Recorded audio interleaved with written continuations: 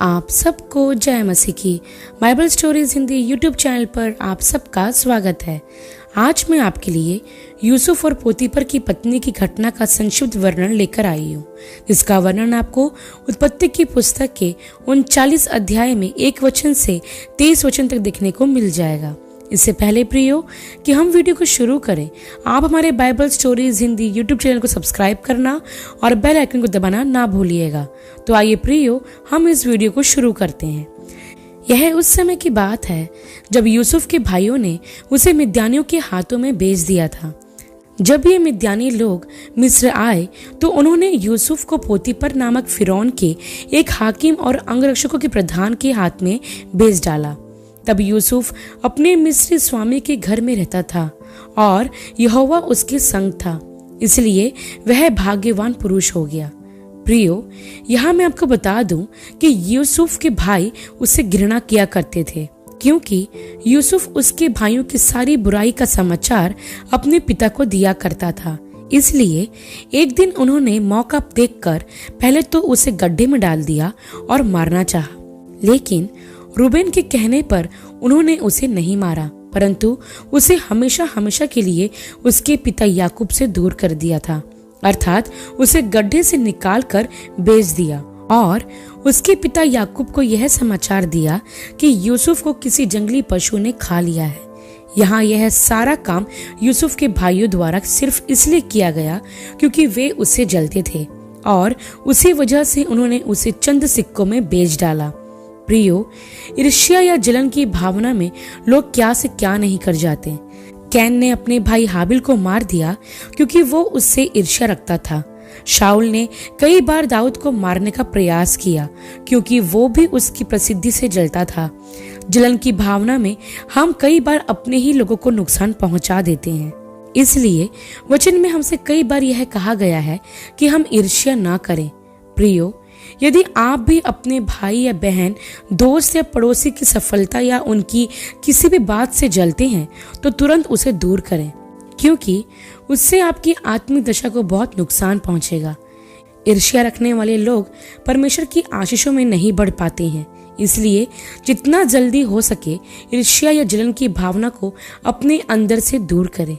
तब इसके आगे हम यह देखते हैं प्रियो कि जब यूसुफ अपने मिस्री स्वामी के यहाँ रहने लगा तो उसके स्वामी ने देखा कि यहोवा उसके संग रहता है और जो काम वह करता है उसको यहोवा उसके हाथ से सफल कर देता है। तब उसके स्वामी के अनुग्रह की दृष्टि उस पर हुई और वह उसकी सेवा टहल करने के लिए नियुक्त किया गया। फिर उसके स्वामी पोतीपर ने उसको अपने घर का अधिकारी बना के अपना सब कुछ उसके हाथ में सौंप दिया। जब से उसने उसको अपने घर का और अपनी सारी संपत्ति का अधिकारी बनाया, तब से यहोवा यूसुफ के कारण उस मिस्री पोतीपर के घर पर आशीष देने लगा। और क्या घर में क्या मैदान में उसका जो कुछ था सब पर यहोवा की आशीष होने लगी। इसलिए उसने अपना सब कुछ यूसुफ के हाथ में यहाँ तक छोड़ दिया कि अपने खाने की रोटी को छोड़ वह अपनी संपत्ति का हाल कुछ न जानता था। प्रियो, यहाँ मैं आपको बताना चाहती हूँ कि यूसुफ का जीवन कठिनाइयों भरा रहा। पहले उसे उसके भाइयों द्वारा बेचा गया, फिर अब वह एक गुलाम की तरह, एक दास की तरह अपने जीवन को व्यतीत करता है। जहाँ पहले वह अपने पिता का सबसे प्यारा बेटा हुआ करता था, वहीं अब वह एक गुलामी की जिंदगी जी रहा था। एक तरह से देखा जाए तो यूसुफ के साथ कुछ भी अच्छा नहीं हो रहा था। लेकिन प्रियो, इन सब विपरीत परिस्थितियों में भी परमेश्वर का हाथ यूसुफ पर था। उसके भाइयों ने भले ही उसे त्याग दिया हो, लेकिन परमेश्वर ने उसे ना तो कभी छोड़ा और ना कभी त्यागा। यूसुफ अपने जीवन के मुश्किल दौर में था, लेकिन परमेश्वर की उपस्थिति हर दम उसके साथ थी। और यही कारण था कि जब यूसुफ पोतीपर के यहाँ काम करता है तो परमेश्वर उसे आशीष देता है और उसका हर काम सफल होता है। और इसी वजह से जब पोतीपर ने देखा कि यहोवा यूसुफ के साथ रहता है तो पोतीपर ने अपने घर की सब वस्तुओं का अधिकारी यूसुफ को बना दिया। प्रियो, मैं आपको यह बताना चाहती हूँ कि जब हमारे साथ सब कुछ अच्छा चल रहा हो और हमारा सब कुछ ठीक हो तो केवल यही परमेश्वर की आशीष नहीं है, बल्कि हमारे जीवन के सबसे कठिन और मुश्किल समय में परमेश्वर का हमारे साथ रहना भी उसकी एक आशीष है। यह जरूरी नहीं है कि जब हम अच्छे और ठीक रहते हैं तभी परमेश्वर हमारे साथ रहता है, लेकिन जब हम तूफानों का सामना करते हैं, बड़ी मुश्किल में होते हैं, तब भी परमेश्वर हमारे साथ रहता है।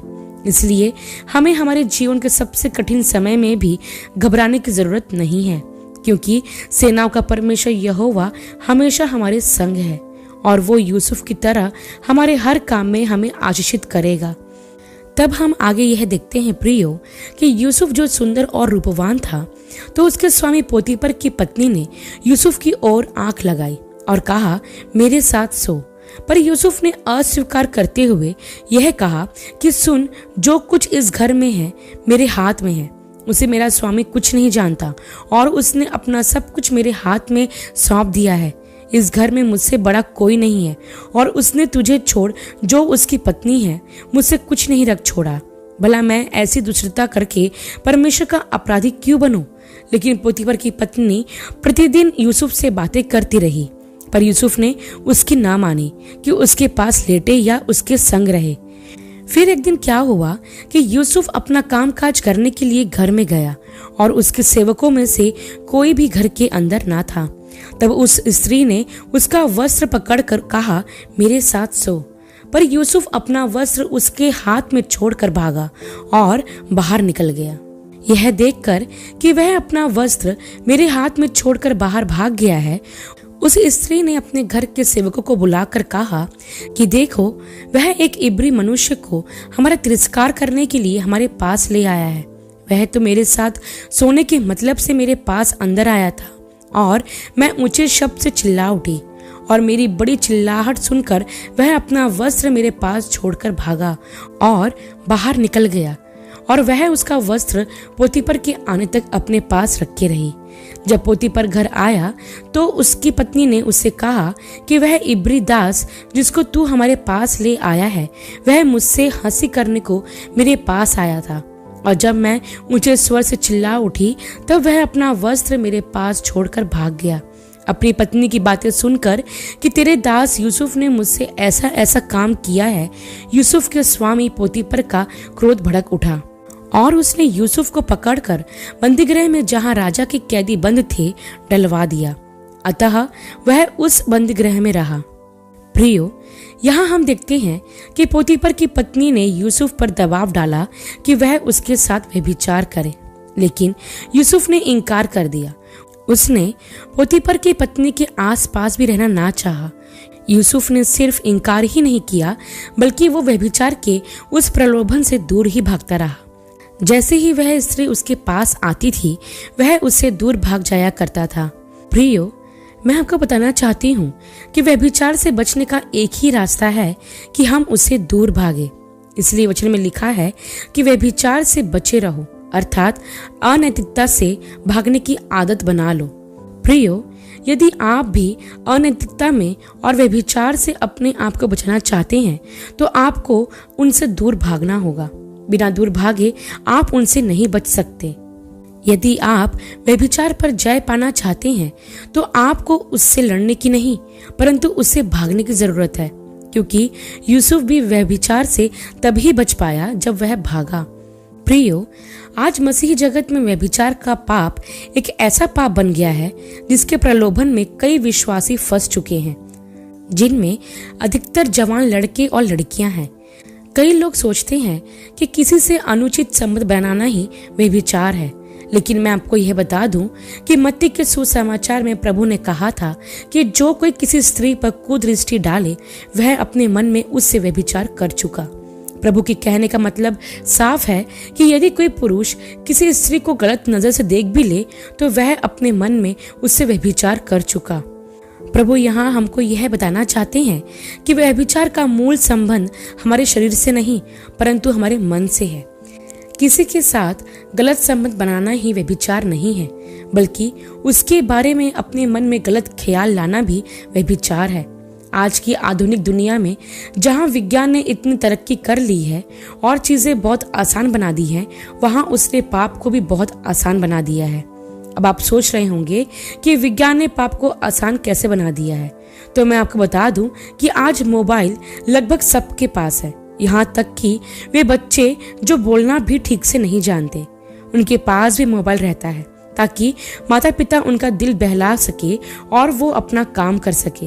हमारे समय में जब हम बच्चे थे तो हमारे पास तरह तरह के खिलौने हुआ करते थे जिससे हमारे माता पिता हमारा दिल बहलाते थे, और जब हम रोते थे तो उन खिलौनों से हमको चुप भी करवाते थे। लेकिन आज सब खिलौनों का सरदार मोबाइल आ गया है जिसने उन खिलौनों की जगह ले ली है। तो प्रियो, मैं आपको यह बताना चाहती हूँ कि विज्ञान ने पाप को कैसे आसान बना दिया है मोबाइल के द्वारा। प्रियो, एक सर्वे में बताया गया है कि भारत में 44% जवान आज मोबाइल के द्वारा व्यभिचार करते हैं, अर्थात वे मोबाइल में अश्लील वीडियो को देखते हैं जिनमें लड़कियां भी हैं। व्यभिचार अब केवल शरीर तक ही सीमित नहीं रहा, वो लोगों के दिमाग में भी घुस गया है और शारीरिक व्यभिचार से ज्यादा खतरनाक मानसिक व्यभिचार है जो मनुष्य अपने मन में करता है। प्रियो, आज बहुत से मसीही लड़के और लड़कियां मोबाइल के द्वारा व्यभिचार करने के पाप में फंसे हुए हैं, अर्थात वे अश्लील वीडियो को देखते हैं जिसने उनके शरीर के साथ साथ उनके मन को भी कमजोर बना दिया है। यही नहीं प्रियो, आप देखोगे कि जितने भी सोशल मीडिया प्लेटफॉर्म हैं जैसे यूट्यूब, फेसबुक, इंस्टाग्राम और व्हाट्सएप, इन सब पर भी अश्लीलता भरी हुई है। प्रियो, मैं आपको बताना चाहती हूँ कि आज इन्हीं सब बातों के चलते बहुत से जवान और अन्य लोग मानसिक व्यभिचार के पाप में गिर चुके हैं। प्रियो, यदि इन सब चीजों का इस्तेमाल एक सीमित दायरे तक किया जाए तो यह बहुत अच्छी है, लेकिन यदि हम सीमा लांघ जाए तो यही चीज हमारी आत्मा के लिए घातक बन सकती है। यदि आप भी व्यभिचार के पाप में फंसे हुए हैं, यदि आपको भी अश्लील वीडियो देखने की आदत लगी हुई है, यदि आपके मन में गलत गलत ख्याल आते हैं, तो आज से ही भागना शुरू कर दें, अर्थात वे चीजें जो आपको पाप की ओर खींचती है उनसे दूर भागना शुरू कर दें। और सबसे पहले अपने मोबाइल को अपने आप से दूर करें, क्योंकि व्यभिचार की ओर खींचने में इसका बहुत बड़ा योगदान रहता है। इसके साथ ही मैं आपको बता दूं कि यदि आप गर्लफ्रेंड या बॉयफ्रेंड रखते हैं तो यह भी गलत है, क्योंकि बाइबल के अनुसार केवल विवाह का ही रिश्ता पवित्र है, गर्लफ्रेंड बॉयफ्रेंड का नहीं। क्योंकि आज यह भी देखा जाता है कि बहुत से लड़के और लड़कियां जो गर्लफ्रेंड और बॉयफ्रेंड होते हैं वे भी विवाह के पहले व्यभिचार कर लेते हैं, जो आज के समाज में बहुत सामान्य बात बन गई है। लेकिन प्रियो, यह सब गलत है। व्यभिचार का पाप एक ऐसा पाप है जिससे यहोवा परमेश्वर सबसे ज्यादा घृणा करता है। हम बस परमेश्वर के प्रेम को जानते हैं, लेकिन बाइबल यह भी बताती है कि वो भस्म करने वाली आग है। जरा पुराना नियम पढ़कर देखिए कि परमेश्वर ने व्यभिचारियों को कैसे कैसे दंड दिया है। इसलिए प्रियो, मैं आपको प्रोत्साहित करना चाहती हूँ कि जितना हो सके व्यभिचार के पाप से भागिए, क्योंकि भागने में ही भलाई है। इसके साथ ही प्रियो, मैं आपको यह भी बता दूं कि यूसुफ ने पोतीफर की पत्नी के साथ व्यभिचार इसलिए नहीं किया क्योंकि वो परमेश्वर यहोवा से डरता था और यह जानता था कि भले ही कोई उसे ना देखे, लेकिन परमेश्वर उसे देख रहा है, और इसलिए वह पोतीफर की पत्नी से कहता है कि मैं दुष्टता करके परमेश्वर का अपराधी क्यों बनूं। प्रियो, यूसुफ के हृदय में परमेश्वर का भय था और वह परमेश्वर का आदर करता था, इसलिए उसने कभी अपने जीवन से कोई गलत काम नहीं किया, यहाँ तक कि पोतीफर की पत्नी के साथ सोने से भी इनकार कर दिया, क्योंकि वह जानता था कि उन्हें भले ही कोई नहीं देख रहा है, लेकिन परमेश्वर देख रहा है। प्रियो, यदि आप भी यह जान लो कि परमेश्वर की निगाहें हर पल आप पर लगी हुई है और वो आपको देख रहा है, तो आप कोई भी पाप, यहाँ तक कि व्यभिचार करने से पहले 10 बार सोचोगे। लेकिन आज दुर्भाग्य यह है कि आज लोगों को सीसीटीवी कैमरा का डर है, लेकिन परमेश्वर का नहीं, जो हर पल हर समय आपको देखता रहता है।